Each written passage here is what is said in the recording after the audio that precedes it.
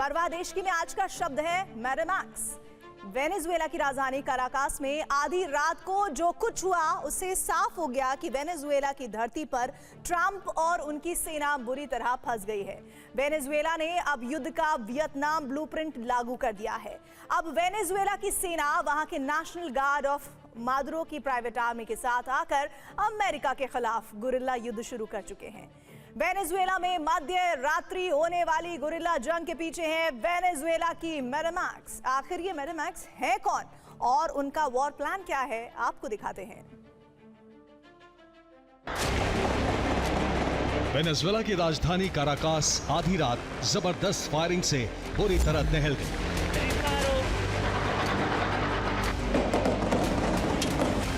मध्य और पश्चिमी काराकास में आधी रात अचानक राइफल, एंटी एयरक्राफ्ट गन और टैंक गरजने लगे।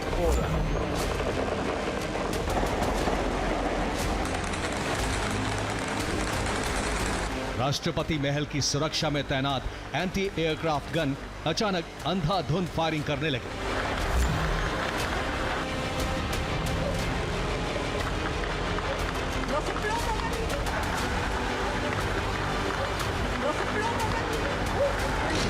इसी तरह मध्य और पश्चिमी काराकास में 45 मिनट तक लगातार जबरदस्त गोलीबारी होती रही।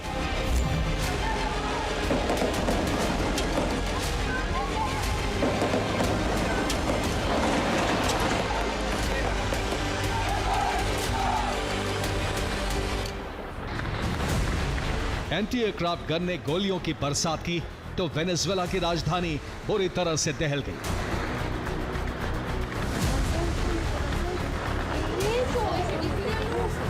फायरिंग की आवाज से लोगों की नींद टूट गई।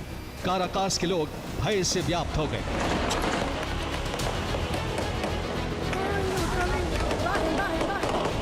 अमेरिका के एक और हमले की आशंका से लोग बुरी तरह डर गए।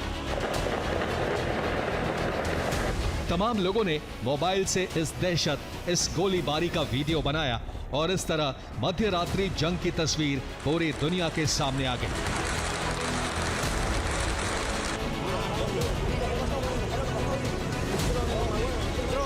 कुछ देर बाद मालूम चला कि यह फायरिंग किसी और ने नहीं बल्कि वेनेजुएला की सेना, वहां के नेशनल गार्ड और बोलिवेरियन लड़ाकों ने मिलकर की।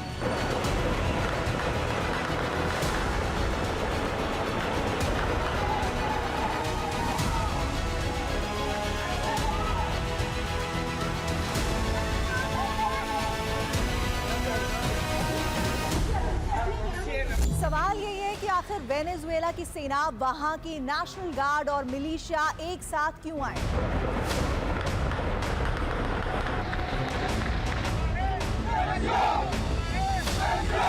वेनेजुएला की सेना, नेशनल गार्ड और बोलिवेरियन लड़ाकों ने आखिर किसके खिलाफ जंग छेड़ी?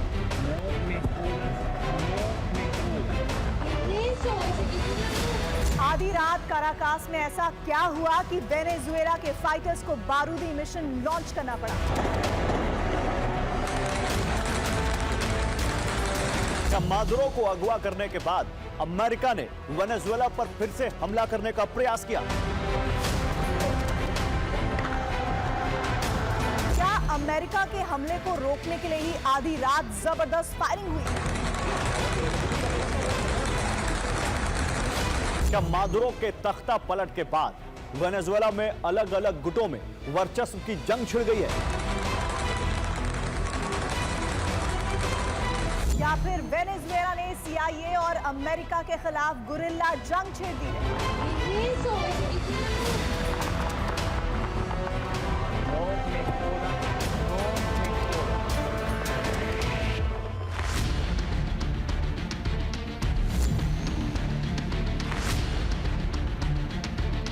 सच यही है, वेनेजुएला में अमेरिकी खुफिया एजेंसी CIA और ट्रंप की सेना की मुश्किलें शुरू हो गई हैं। मादुरो को अगवा करने के बाद अमेरिका को जो खतरा था अब वही हो रहा है।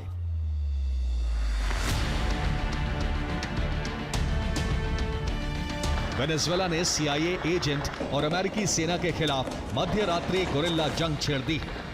ये छापामार युद्ध सोमवार और मंगलवार की दरमियानी रात शुरू हुआ।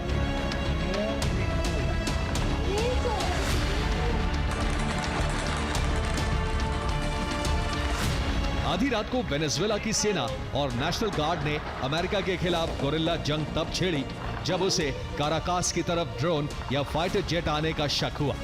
No me jodas, no me jodas. इसी के बाद वेनेजुएला की सेना के एंटी एयरक्राफ्ट गन धड़ाधड़ गोलियां उगलने लगे।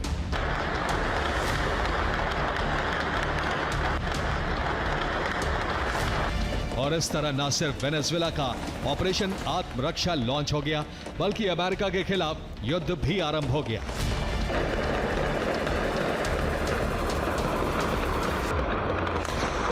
अमेरिका के खिलाफ शुरू हुई इस मध्य रात्रि गोरिल्ला जंग के तमाम वीडियो सामने आए हैं। इन वीडियो में गोलियां चल रही हैं, एंटी एयरक्राफ्ट गन गरज रहे हैं, वेनेजुएला के नेशनल गार्ड फायरिंग करते हुए नजर आ रहे हैं। भीषण जंग शुरू हुई तो आधी रात को ही मंत्रालयों की बिल्डिंग और सरकारी इमारतों को खाली करवा लिया गया। इसके बाद करीब 45 मिनट तक लगातार अंधाधुंध गोलीबारी होती रही। अमेरिका कभी भी बॉडी बैग्स नहीं दे सकता, और जो भी प्रेसिडेंट ने बॉडी बैग्स मंगाए हैं वो कभी भी दोबारा वापस इलेक्ट नहीं हुए। तो कहीं ना कहीं ये बहुत इंपॉर्टेंट फैक्टर है साइकोलॉजी के अंदर, अमेरिका के अंदर। वो कभी भी नहीं चाहेंगे कि ऐसे किसी युद्ध के अंदर फंसे जहां पे बॉडी बैग्स वापस आए, यानी कि लैंड वॉर जो कि सक करता हो। 20 साल उन्होंने रूल किया अफगानिस्तान के अंदर, लेकिन देखिए 20 साल उन्होंने तालिबान को हटाया और वापस पावर तालिबान को दे के आए। तो मुझे नहीं लगता कि वो एक बड़े खिंचे हुए लैंड युद्ध जहां पे वो मिलिशिया के अगेंस्ट लड़ाई लड़े, ऐसा वो करेंगे। पूरे काराकास में आधी रात को अचानक ब्लैकआउट हो गया। इसी के बाद अंधेरे में वेनेजुएला का गोरिल्ला मिशन शुरू हुआ, जो 45 मिनटों तक नॉन स्टॉप चला।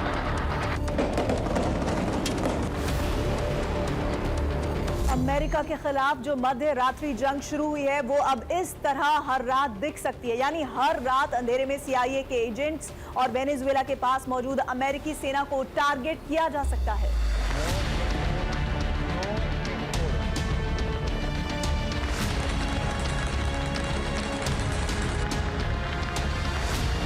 45 मिनटों तक जंग के बाद जब एंटी एयरक्राफ्ट गन और राइफलें शांत हुई तो वेनेजुएला की सेना ने कसम खाई।